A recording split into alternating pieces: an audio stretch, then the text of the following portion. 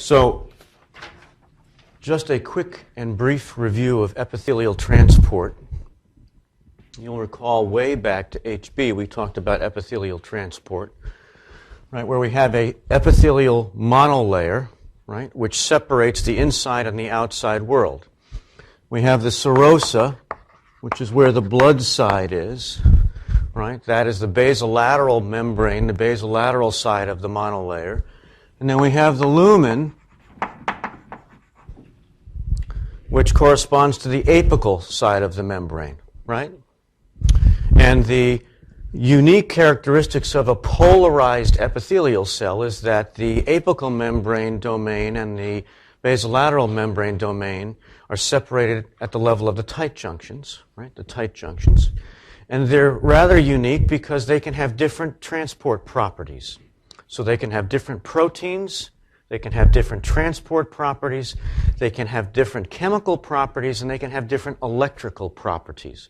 Remember we talked about epithelial voltage way back when. We talked about there being an electrical gradient that's generated across the basolateral membrane, a different, potentially different electrical potential across the apical membrane, and because of that unique property, we can generate a transepithelial voltage, okay? So a transepithelial voltage across the whole monolayer. Remember?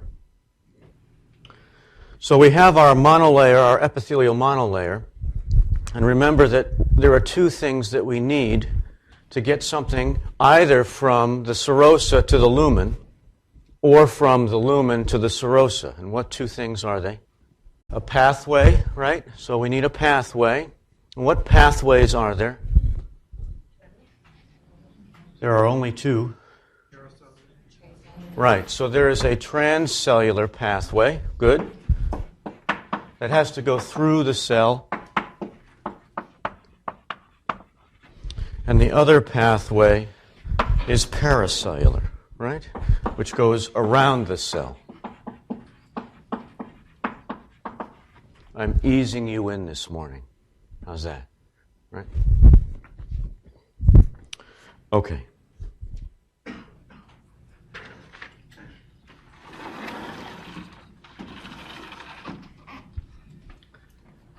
What about driving force?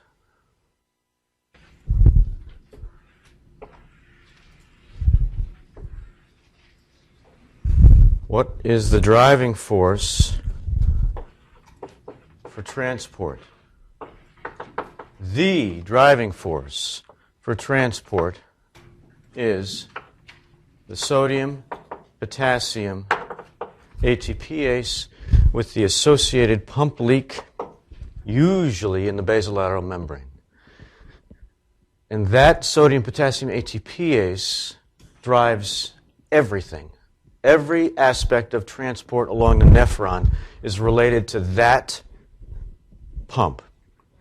How so? The sodium potassium ATPase decreases intracellular sodium concentration. So there is now a chemical gradient for sodium to move into the cell, right? The pump itself is electrogenic. What does electrogenic mean? It transfers charge. There's a net transfer of charge. 3 sodiums out, 2 potassium in. That makes the inside of the cell net negative compared to the outside, right? So it generates a cell membrane potential across the membrane. And then the pump leak, what does the pump leak do? It involves the electromotive force for potassium and the Nernst equilibrium for potassium. As potassium moves down its chemical gradient, what does it do? It makes the electrical potential that much more negative, right? So this accentuates the electrical potential.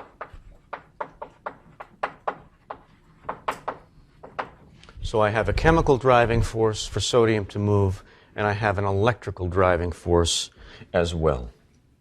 Okay. What about water? How does water move? We keep coming back to this. Water moves based on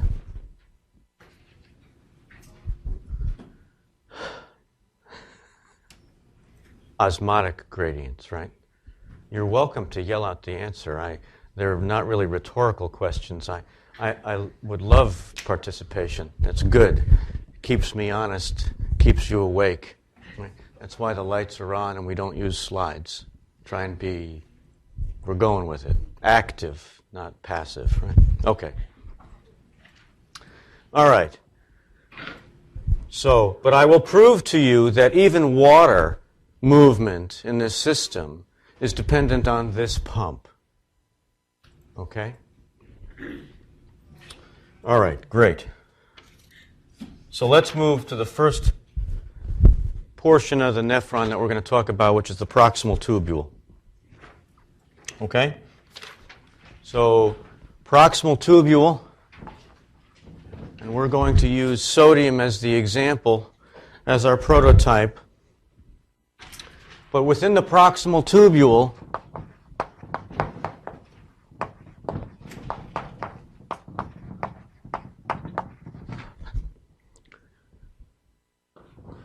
I'm going to break things down into reabsorption.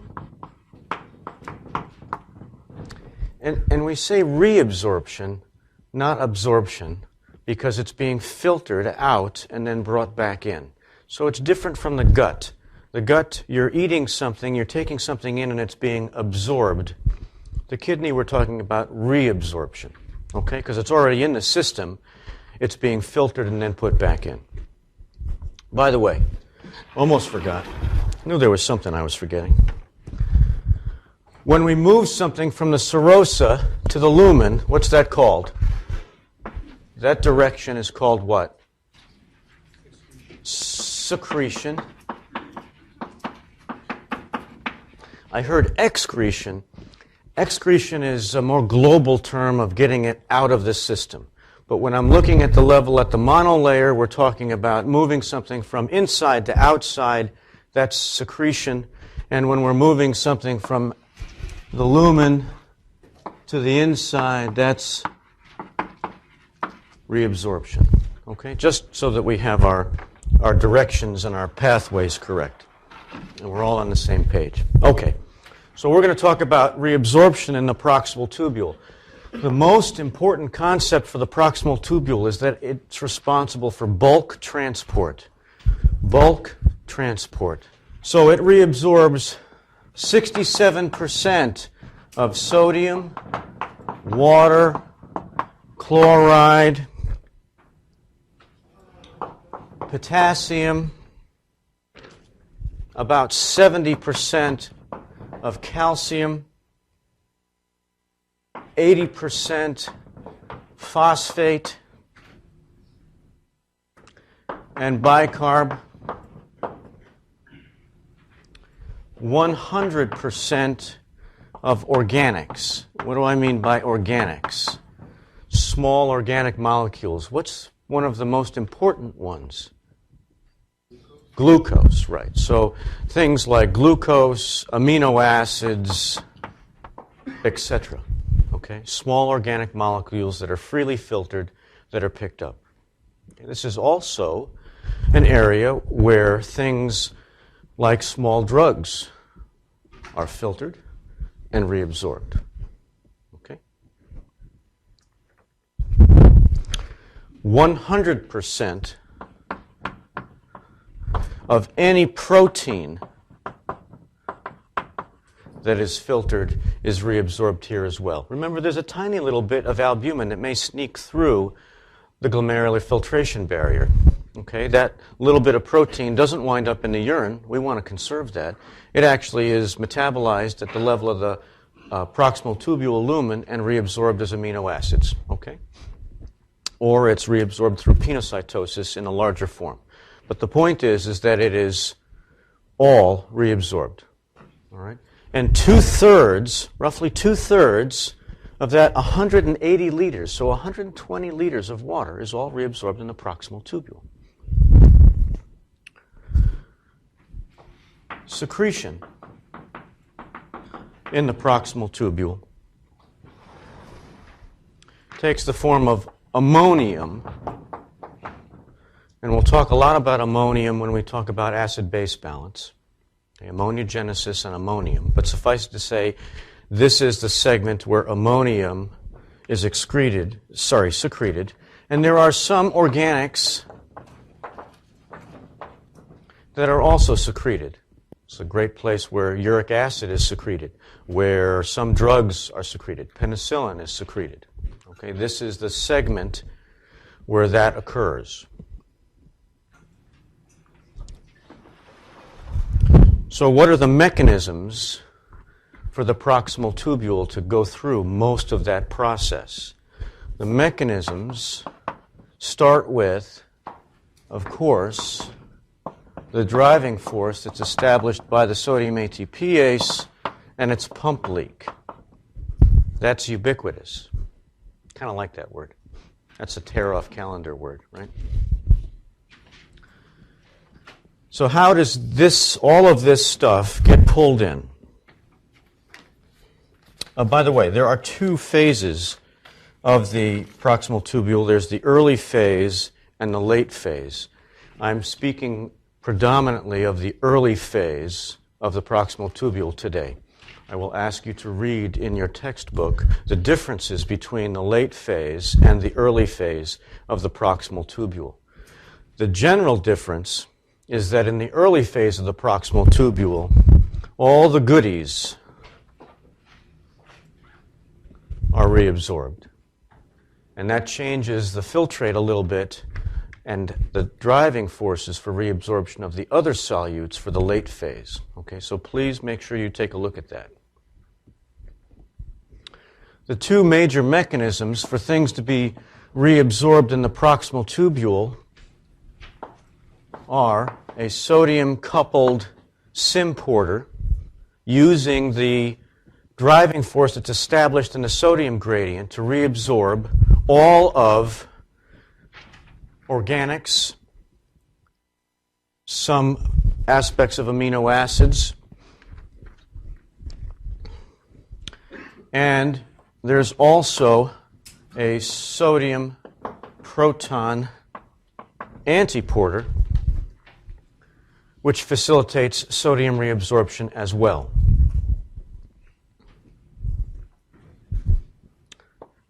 You'll see in your reading that chloride, in the early phase of the proximal tubule, chloride is left behind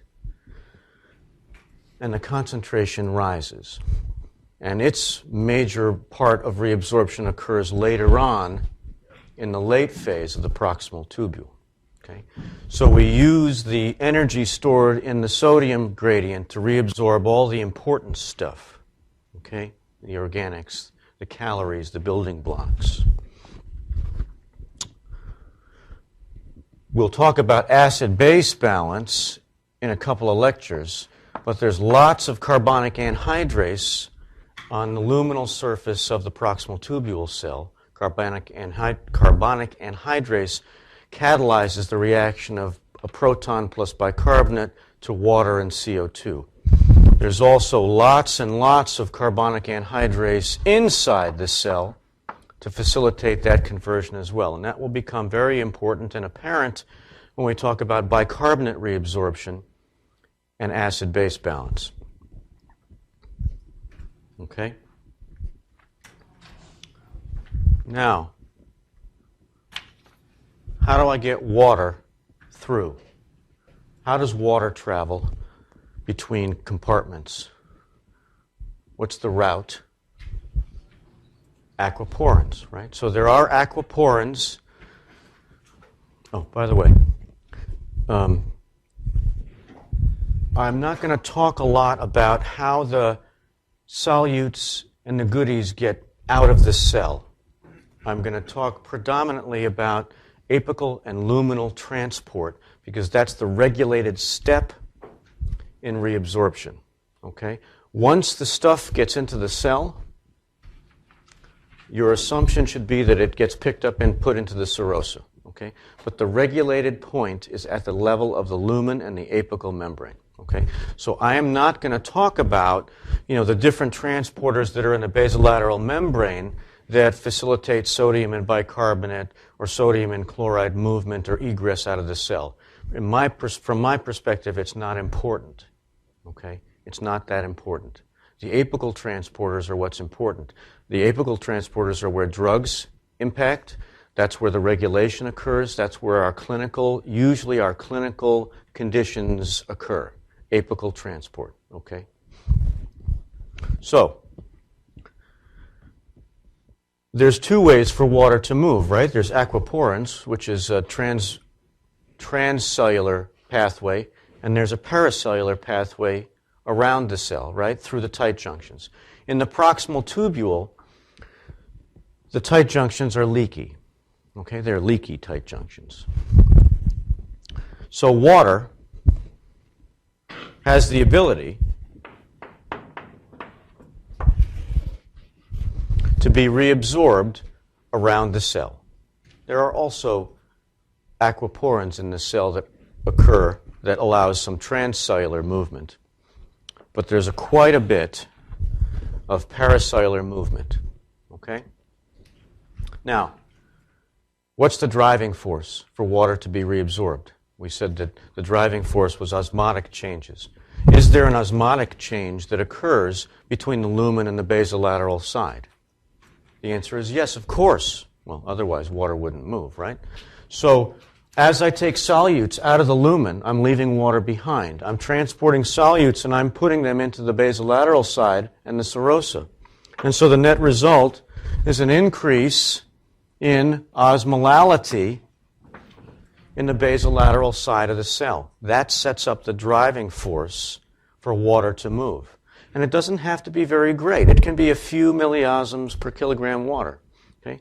But it's a continuous movement of solute across the monolayer that drives water movement in the proximal tubule. Everybody got that? Okay, so now here's a really cool part. As water moves across the tight junctions, it drags with it what? Things that are dissolved within it, right? So it drags sodium, chloride, calcium, phosphate. Okay. That's called solvent drag.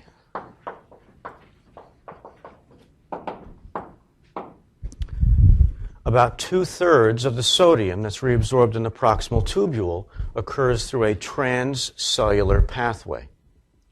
Okay? Transcellular. Because of that osmotic gradient, I get about 1/3 of the sodium reabsorbed kind of for free, right, by solvent drag. So not all of the sodium goes through the cell as for reabsorption.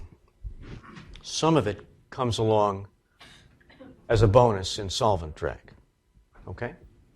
So the osmotic gradients assist with some of the sodium reabsorption by bringing water in and the dissolved sodium. Okay? Does everybody follow that? All right. So, diuretics. One of the components commonly used drugs are diuretics. We use them every day. Okay? The diuretic that has the most impact in the proximal tubule are called osmotic diuretics. They are substances that, when given, are filtered, stay in the lumen, and are not reabsorbed. They act as osmotically active particles. They are not reabsorbed, and so they retard this solvent drag process. And since they retard the solvent drag process, they also have an impact on sodium reabsorption.